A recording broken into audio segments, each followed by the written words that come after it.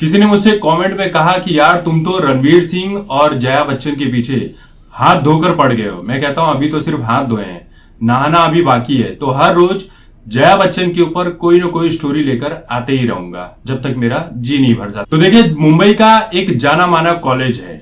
इस कॉलेज में जया बच्चन को एक गेस्ट के रूप में बुलाया गया था कि आओ बच्चों को ज्ञान देना है, किस तरह से उन्हें अपनी लाइफ में बढ़ना है, किस तरह से फिल्मी दुनिया में बढ़ना है, और भी सामाजिक ज्ञान वगैरह का इंटरव्यू था।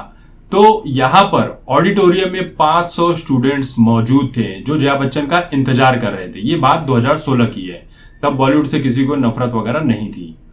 लेकिन जया बच्चन ने जो रौब झाड़ा स्टूडेंट्स के ऊपर, डांटने लगी, चीखने लगी, चिल्लाने लगी, जैसे कि वो राज्यसभा में चिल्लाती हैं, श्राप दिया करती थी बीजेपी वालों को।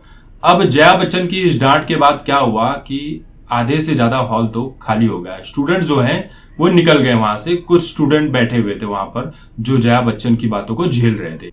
तो देखिए, बात ऐसी होती है कि जब कोई सेलिब्रिटी आपके सामने आता है तो आप, जाहिर सी बात है कि उसका फोटो वगैरह निकालेंगे, उसके साथ सेल्फी लेंगे, उसके हर मोमेंट्स को कैप्चर करने की कोशिश करेंगे। यही काम वहां पर मौजूद स्टूडेंट्स कर रहे थे। किसी ने फ्लैश ऑन करके वीडियो ही चला रखा था, कोई लगातार कड़क कड़क कड़क तस्वीरें निकाल ही रहा था। अब ये बात जो है जया बच्चन यानी दादी जी को बहुत ज्यादा बुरी लग गई और दादी जी एकदम से भड़क गई। कहने लगे, तुम्हारे अंदर अनुशासन नहीं है, एकदम डिसिप्लिन नहीं है, तुम लोग मानने वाले नहीं हो, अपने हद में रहो, मुझे ये सब चीजें पसंद नहीं है, फोटो खींचना बंद करो, ये जो कैमरे का फ्लैश है ना मेरी आंखों में चुभता है। यहां तक ये भी कह दिया कि ये जो तमीज है ना, ये तुम जैसे भारतीयों को सीखने की जरूरत है। अगर आपके पास कैमरा और मोबाइल है तो आप किसी की परमिशन के बिना भी उसकी तस्वीरें निकालना शुरू कर देते हो। कॉलेज वालों को भी, जिस कॉलेज में तुम पढ़ते हो उन कॉलेज वालों को भी इसके बारे में तुम्हें शिक्षा देनी चाहिए, तौर तरीके सिखाने चाहिए। ये बेसिक शिक्षा है जो हर कॉलेज को, हर माता पिता को अपने बच्चों को देनी चाहिए। ये नाराज करने वाली बात है, फोटो खींचने की आजादी नहीं होनी चाहिए। यहाँ तक कि ये भी कह दिया कि अगर तुम्हें लगता है कि मैं तुम्हारी दादी की तरह डांट रही हूँ तो हाँ, मैं तुम्हारी दादी हूँ। लेकिन जया दादी को ये नहीं पता कि दादियां ऐसी नहीं होती है, खड़ूस स्वभाव की नहीं होती है, गुस्सैल नहीं होती है, नकचड़ी नहीं होती है। दादियां तो अपने नाती पोतों के लिए प्यार बांटती हैं, उड़ेल देती हैं कि और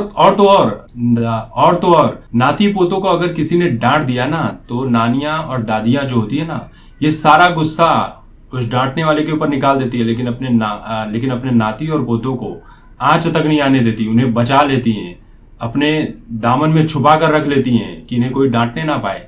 और ये किस तरह की दादी हैं, जबरदस्ती दादी बनने की कोशिश कर रही हैं। आजकल की दादियां तो सेल्फी लेने के लिए बेकरार रहती हैं, वीडियोस बना रही हैं इंस्टाग्राम रील्स के ऊपर, टिकटॉक के ऊपर।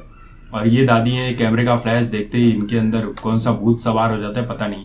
और तो और सबसे बड़ी बात, वहां पर ऑडिटोरियम में जितनी लाइट्स लगी हुई थी, फोकस लाइट्स, उस सारी फोकस लाइट बंद करवा दी जया बच्चन ने और स्टेज के ऊपर अंधेरा हो गया।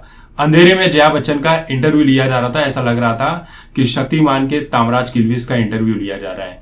सबसे बड़ी हैरानी की बात यह भी लगी कि जो महिला टीचर जया बच्चन का इंटरव्यू ले रही थी, उसने एक बार भी स्टूडेंट्स को डांटा नहीं, ये नहीं कहा कि देखो जया जी जो बोल रही हैं इनकी बातों को सुन लो, बेवजह तस्वीरें मत निकालो।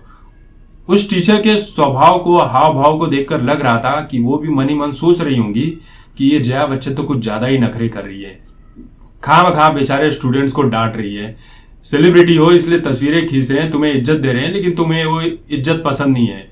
तो इस टीचर के पेशेंस को भाई नमन करता हूं, धन्यवाद करता हूं कि उसने जया बच्चन का इंटरव्यू लिया और जया बच्चन को कई देर तक झेलने का काम किया।